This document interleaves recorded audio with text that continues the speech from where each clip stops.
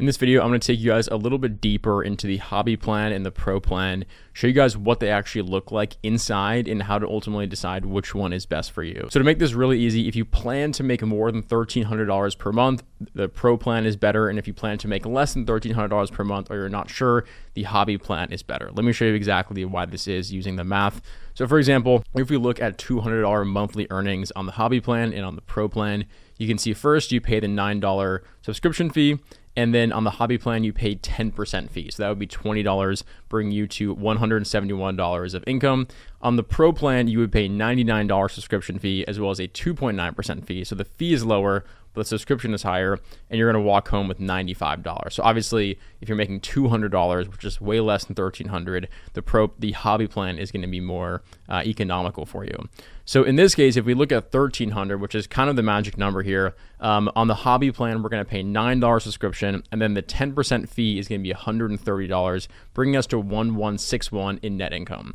On the pro plan, as you can see, you have the $99 subscription fee with the 2.9% fee, and you're actually going to take home more, $1,163. So this is why I'm saying $1,300 or more, you should use the pro plan, because you're actually just going to walk home with more money at the end of the day. And then lastly, if we look at even a larger example, if you're making $1,500, you can see that it's going to be $1,341 versus $1,358. And this is just going to grow. The more and more money you make, the more and more you're actually going to save by using the pro plan.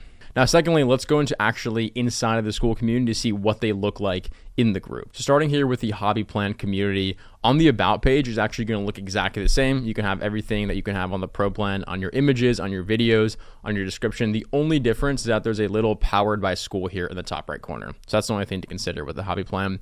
Inside of the community, the only difference will be that you will have the suggested communities and this build your own community, which you cannot close out of. If you try to close out of them, you'll be asked to upgrade to the pro plan. So if not having these in your group is important to you, I might suggest the pro plan. With the hobby plan, they will be there. If we go over to the pro community, you can see it looks a little bit cleaner. You don't have the Powered by Skool up there. You have it down here, which is much smaller, and there's no suggested communities. There's no create your own communities. So people are less likely to kind of get distracted and join a different group. They're more kind of in your own ecosystem to stay. Moving on, another thing that is limited in the hobby group is the ability to do a webinar. So if you want to do a webinar, that's only a pro feature. What that means in a webinar is when the participants cannot come on camera or unmute. So if you want to have a presentation where it's just kind of you speaking to a panel of people who cannot talk back, that's only a pro feature.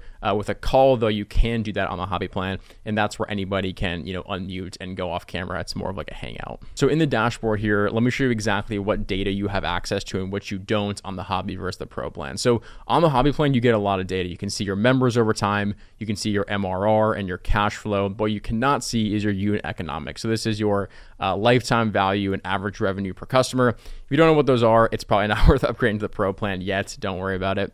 On engagement, you can see everything here, and you can see everything on retention.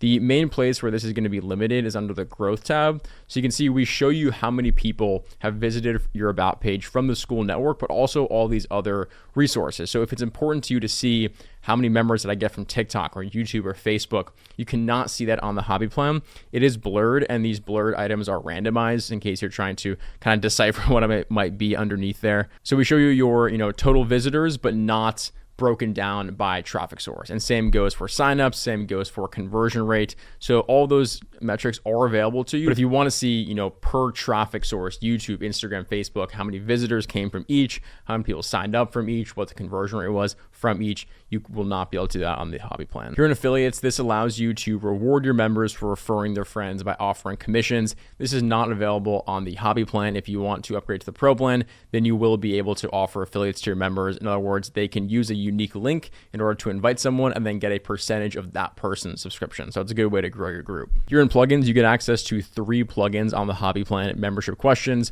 unlock chat at level, and unlock posting at level 2 or 3. The plugins that are limited to the pro plan are auto DM new members, onboarding video, Zapier integration, run metapixel tracking, cancellation video, Google ads tracking, links, instant approval, webhooks, and high-roast tracking. A lot of these I would say are pretty advanced, and if you're just getting started, chances are you don't necessarily need a lot of these extra plugins. The one that people tend to care about the most is the auto DM new members. This gives people the ability to be sent an automatic message from your account when they sign up with a custom message, welcome them to the group essentially. So just so you guys are aware, these are the exact plugins that you will get on the hobby plan versus the pro plan. And then lastly, one key thing to consider is the custom URL. So with the pro plan, you can actually go into settings here and change your custom URL into whatever you want, skool.com/progrip. So this will allow you to have a little bit more of a cleaner URL if that's important to you. You can get that with the pro plan. Besides that, that's pretty much it. We have tons of large hobby groups making a lot of money. We have tons of large pro groups making a lot of money. So at the end of the day, this feature base is not going to be the most important thing. Really, the most important thing is going to come down to if you're making more or less than $1,300 per month.